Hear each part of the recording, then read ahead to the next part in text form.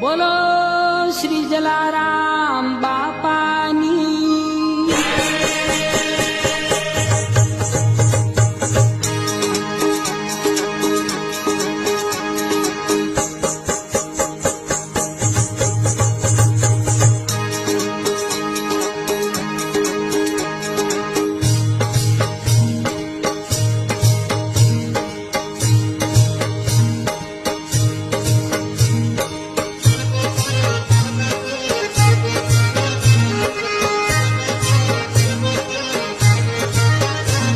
हे जलाराम जलाराम जलाराम जय